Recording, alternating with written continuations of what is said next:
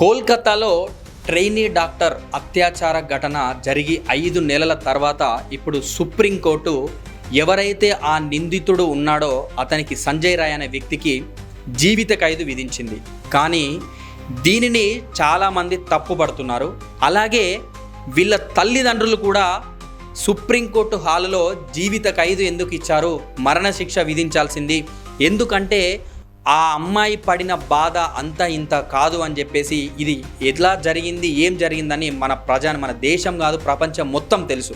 కాబట్టి అంతటి బాధని క్షోభని అనుభవించిన మా అమ్మాయికి పట్టిన గతి అతనికి పట్టాలని చెప్పేసి తల్లిదండ్రులు, ఇటు డాక్టర్సు, యావత్ భారతదేశం మొత్తం ప్రశ్నల వర్షం కురిపిస్తుంది. కానీ సుప్రీంకోర్టు మాత్రం ఎవరు ఊహించని విధంగా జీవిత ఖైదు విధించింది. మరి ఈ జీవిత ఖైదు విధించింది, మరి ఈ ఒక్కడితోటే ఈ కేసు ఆగిపోవాలా? మరి దీని వెనకాల ఇంకెంతమంది ఉన్నారు? ఎవరైతే ఆ ప్రిన్సిపాల్ ఉన్నారో ఆయనను తీసుకొని వెళ్ళారు. ఇన్వెస్టిగేషన్ వచ్చేసి లేటుగా జరుగుతుంది. సంజయ్ రాయ్ ఇప్పటికీ నన్ను ఒక ఐపీఎస్ తీసుకొచ్చాడు, ఐపీఎస్ఏ కుట్ర పన్నాడు అని అంటున్నారు. మరి ఈ పోలీసు వ్యవస్థ ఈ ఐపీఎస్ అనే క్యాండిడేట్ని పేరుని ఎందుకు సంజయ్ రాయ్ నుంచి బయట పెట్టనివ్వడం లేదు? ఒకవేళ సంజయ్ రాయ్ ఆ పేరును బయట పెడితే పోలీసులే దాస్తున్నారా? మరి పశ్చిమ బెంగాల్ సీఎం గారైన మమతా బెనర్జీ గారు ఏం చేస్తున్నారు? ఇంతటి ఘోరం జరిగితే ఆమె కూడా ఒకానొకసారి ప్రెస్ మీట్లో బీజేపీ ఏం చేస్తుందని అంటుంది. మేడంజీ, పశ్చిమ బెంగాల్లో ప్రభుత్వంలో ఉన్నది మీ పార్టీ, మరి దీనికి బీజేపీ కారణం ఎందుకు అవుతుంది? సో మీరు ఏమైనా దాస్తున్నారా? దీని వెనుక ఎంతమంది కుట్రదారులు ఉన్నారు? మరి ఆ రోజు అక్కడ ఆ అమ్మాయి అంత క్షోభ అనుభవించి చనిపోతే మరి ఇంతవరకు కూడా ఆ ప్రిన్సిపల్ దగ్గర నుంచి ఎలాంటివి ఎందుకు రాబట్టలేకపోయారు? మరి అక్కడనే ఆమెను అత్యాచారం చేశారా? అక్కడనే చంపేశారా?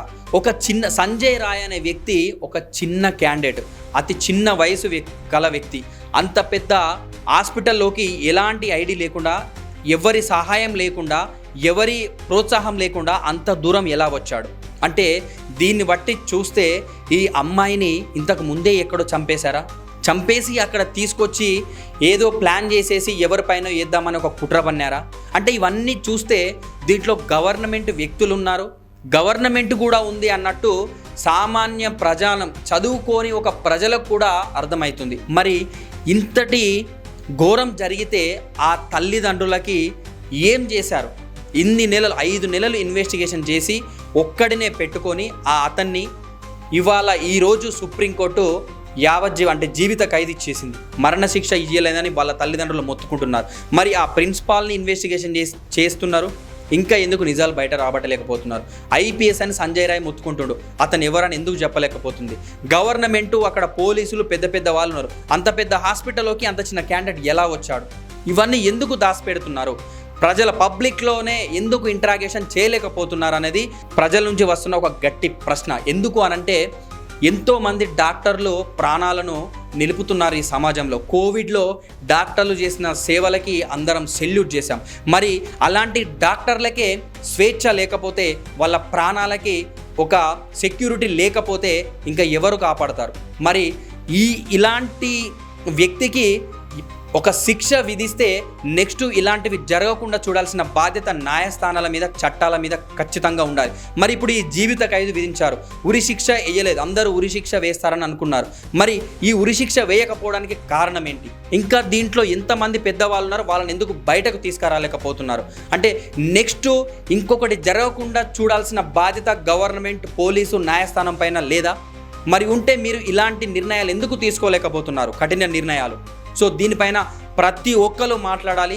ఆ అమ్మాయికి జరిగింది, వాళ్ళ తల్లిదండ్రులు కడుపు వేదన, వాళ్ళ గుండె ధైర్యం కోల్పోయారు. ఒక డాక్టర్లు అంటే చనిపోయిన మనిషిని కూడా బ్రతికిస్తున్నారు ఈ కాలంలో. అలాంటి డాక్టర్ని అతి కిరాతకంగా చంపారు. అది భారతదేశం సిగ్గుపడాల్సిన విషయం. అలాంటిది ఇప్పుడు జీవిత ఖైదు విధించి రేపటి నుంచి చేతులు దులిపేసుకొని రేపటి నుంచి ఈ కేసుని ఇంకా అయిపోతుంది, అందరూ మర్చిపోతారు. కానీ అది కాదు జరగాల్సింది. ఆ ప్రిన్సిపాల్ ఉన్నాడా, ఆ ఐపీఎస్ ఎవరు, గవర్నమెంట్ ఉందా, పోలీసు వ్యవస్థ ఉందా, ఎవరు, ఎంతమంది ఉన్నారు అనేది ఖచ్చితంగా విచారణ చేసి దీనిపైన ఇంకా ముందుకు జరిగి అందరూ రావాలి. ఆ తల్లిదండ్రులకి, ఆ చనిపోయిన అమ్మాయికి ఆత్మ శాంతి జరగాలి, ఆ తల్లిదండ్రులకి న్యాయం జరగాలని మా నుంచి కోరుకుంటున్నాము. సో ఫ్రెండ్స్, ఈ జీవిత ఖైదు విధించడాన్ని మీరు ఎలా తీసుకుంటున్నారు? మీరు ఏదైతే అనుకుంటున్నారో ఈ కేసు విషయంలో ఇంకా ఎవరెవరి పాత్ర ఉందని మీరు అనుకుంటున్నారో, దీనిపైన ఇంకా ఏమి చేయాలి అని చెప్పేసి మీరు మీ అభిప్రాయాలను కామెంట్ రూపంలో తెలియజేయండి. మీకు ఈ వీడియో నచ్చినట్లయితే సబ్స్క్రైబ్ చేయండి. మీకు ఇంకా ఈ న్యూస్ అందరికీ తెలియాలి అంటే లైక్ అండ్ షేర్ చేయండి. Thank you all. జై హింద్.